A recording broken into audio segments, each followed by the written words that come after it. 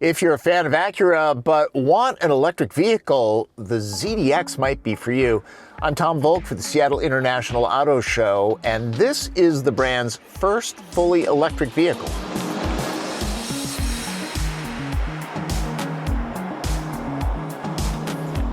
The ZDX lifts its alphabetized moniker from the 2010 coupe-ified MDX, a four-door luxury sport coupe in Acura speak back in the day.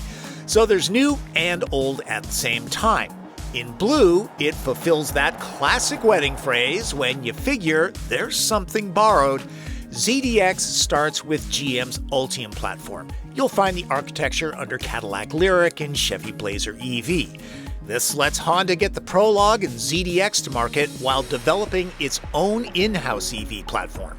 Buying one of these is a digital experience. In other words, go to Acura's website, choose your trim, fill out what you might be trading in, and then go to the dealership for delivery. Apparently, it's haggle-free.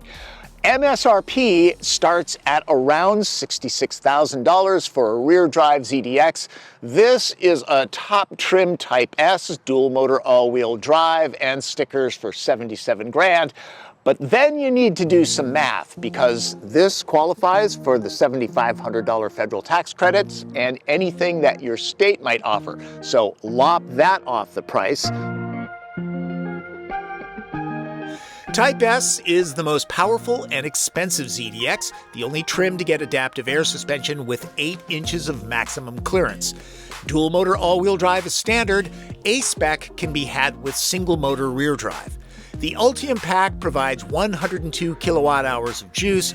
Of course, it's in the floor, and you can see here that this is assembled in Spring Hill, Tennessee, alongside Lyriq. Frunk or no frunk? Well, given the platform, it should be no surprise that it's no frunk.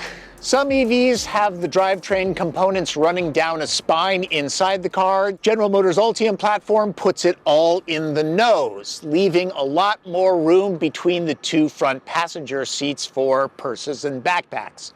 The S generates 499 horsepower and 544 pound-feet of torque. That's 9 horses and 107 pound-feet more than A-Spec all-wheel drive. The single-speed tranny gets a selector straight from the General's parts bin. Same with the regen pedal, which is good news because this is fun to play with. Drag can also be tailored on the screen. There are drive modes, and each makes a significant personality difference. This is the first time that Super Cruise has been offered in a non-GM product, though here it's dubbed Hands-Free Cruise. This has 544 pound-feet of torque available instantly. Historically, that's better than many supercars. This will do the 0 to 60 dash in 4.5 seconds. The power delivery is interesting. It's not a hand of God push off the line. It's more linear. As far as the performance tone, it's kind of subtle. Punch the adaptive air suspension into comfort mode and ZDX is right for road tripping. It's not Lyriq quiet. A smidge of cabin road noise seems to be an Acura attribute, EV or gas. It would be pretty tough to explore the limits of the Type S on public roads, and I doubt that many owners are going to take this on the track. So maybe the A-Spec is the better way to go. The practical Minnesotan in me will tell you that the range is better and the price is lower. FYI, a loaded Lyriq costs about the same as a Type S. Blazer RS all-wheel drive is a solid $10,000 less, but GM doesn't offer adaptive air suspension, and Porsche Macan EV is easy to option past $140,000. This has some real advantages in the handling department. The heavy battery is in the floor, so the center of gravity is low. There's a 50-50 weight distribution, plus chuck this hard into a corner, and there's not an awful lot of body roll. Now that said, it's heavy, 6,000 pounds, and it's big. The EPA-rated range of the Type S is 278 miles. Now, I'm not doing a full range test on this vehicle, but With temperatures in the mid-50s and in mixed driving, it seems like I can hit that pretty easily. Also, the all-wheel drive A-Spec has a range of 304.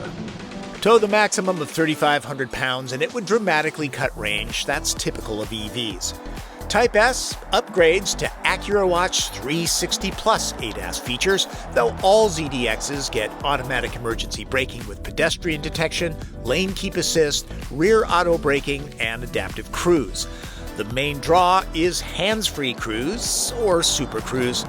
One-pedal driving can be adjusted every which way from Sunday, so any driver can find a setting that they like. This is 40 miles an hour in its most aggressive setting.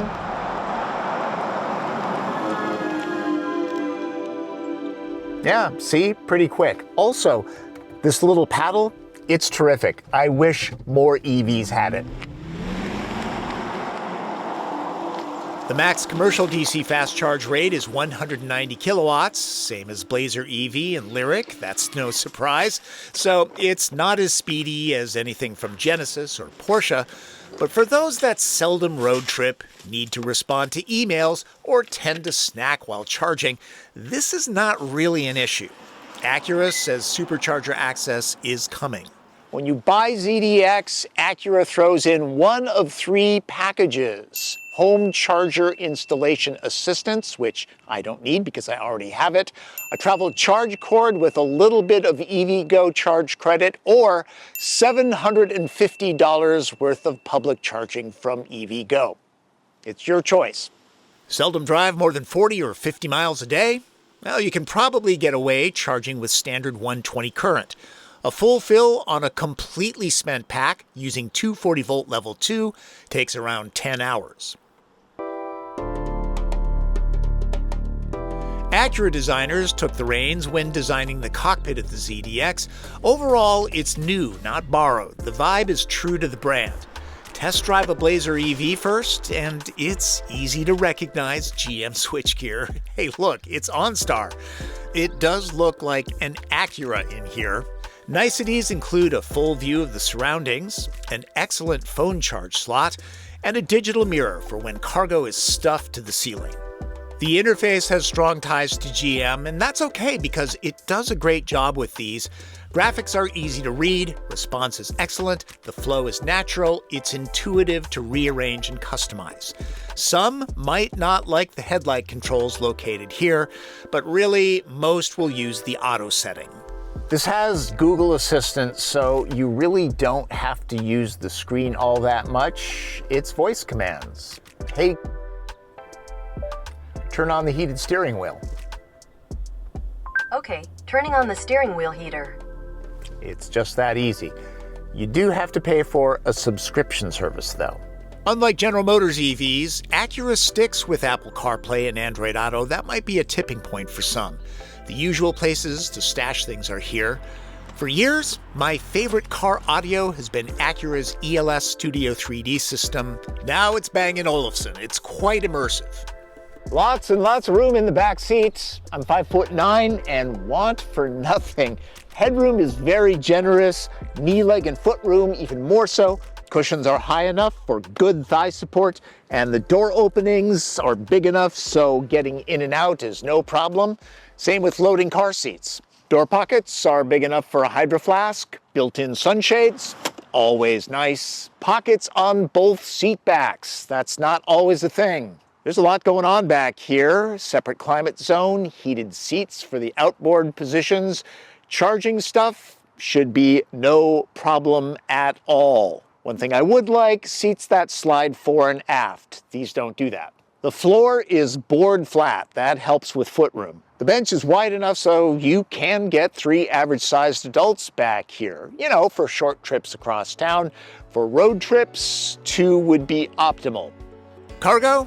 Well, for starters, there's storage under the floor, useful bag hooks, a power port, and remote releases, too.